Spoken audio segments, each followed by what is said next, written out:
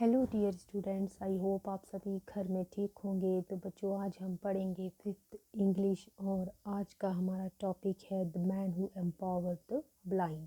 ठीक है बच्चों, तो आज हमें इस टॉपिक के लास्ट दो पैराग्राफ हैं वो हम पढ़ेंगे, तो इस टॉपिक को ख़त्म करेंगे हम।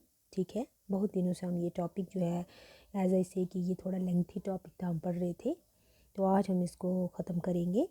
पेज नंबर 51, पेज नंबर 51 पे वन इवनिंग से आज हमें पढ़ना है। So let's start. One evening she gave a concert which was highly uploaded. ठीक है, जैसे कि आपको याद होगा लास्ट वीडियो लेक्चर में मैंने आपको बताया था कि लॉइस ब्रेल के जो स्टूडेंट्स थे, ब्लाइंड स्टूडेंट्स, उनमें एक जो यंग गर्ल थी, ठीक है, वो भी थी, और उसको लॉइस ब्रेल ने इसके बारे में, मतलब जो ब्लाइंड लोग हैं वो किस तरह से म्यूज़िकल जो नोट्स हैं वो सीख सकते हैं, वो सारा उसको सिखाया था। ठीक है, तो इसी पे आगे लिखा हुआ है कि one evening she gave a concert which was highly uploaded. एक बार उस यंग गर्ल ने जो म्यूज़िकल जो फंक्शन था, एक प्रोग्राम था, वो दिया जो बहुत ज़्यादा अप्रिशिएट किया गया, लोगों ने उसकी बहुत ज़्यादा तारीफ़ की।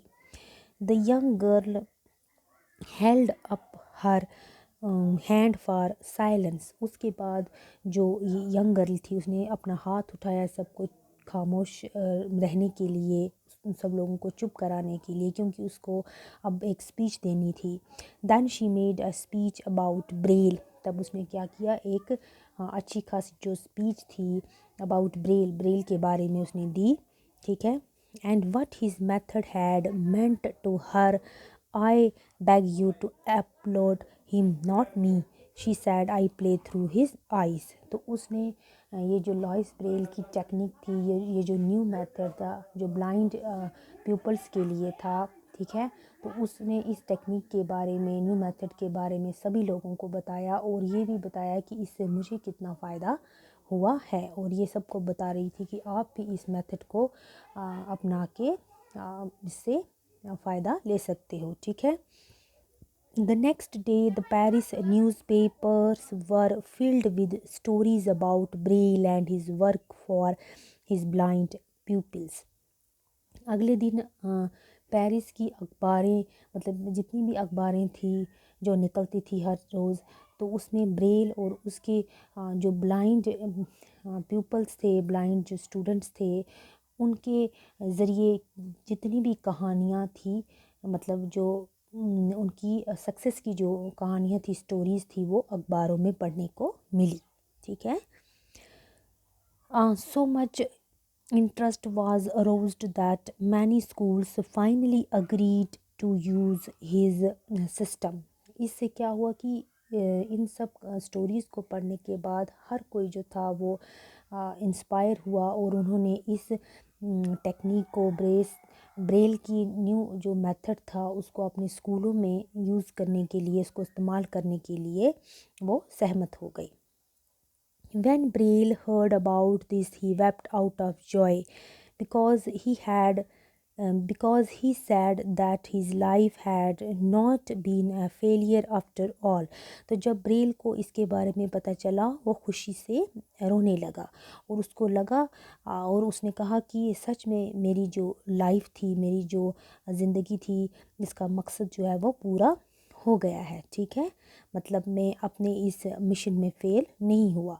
This was in 1852 when Braille was 43 years old. और ये कब हुआ था? 1852 में, जब ब्रेल जो था वो 43 ईयर्स का था। ठीक है, 2 years later the institute for the young blind officially adopted Louis system and named it after him.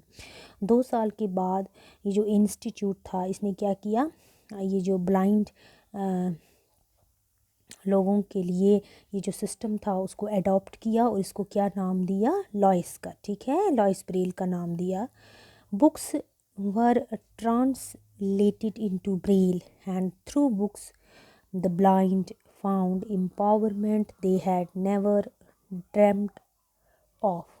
ठीक है, तो ब्रेल ब्रेल के नाम से ही जो किताबें थी वो प्रिंट करवाई गई, ठीक है। उन्होंने ब्रेल का ही नाम रखा और इन बुक्स के ज़रिए, इन बुक्स की हेल्प के ज़रिए जो ब्लाइंड लोग थे उनको अपना हक मिला, ठीक है, जिन्होंने कि इसके बारे में कभी सोचा भी नहीं था। तो इस तरह से जो लॉइस ब्रेल था उसने अपनी लाइफ में इतना बड़ा अचीवमेंट किया था। ब्लाइंड पीपल्स के लिए न्यू मेथड जो टेक्निक थी वो उसने बनाई थी, जिसको बाद में अप्रिशिएट भी किया गया और हर एक स्कूल में अपनाया भी गया, ठीक है बच्चों।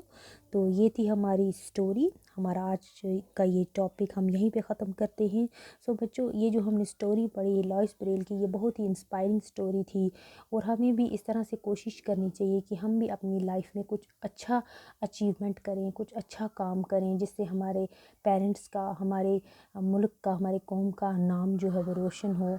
तो अगर हम ये नहीं कर पाए तो एटलीस्ट हमें कोशिश करनी है कि किसी का हम नुकसान भी न करें, ठीक है।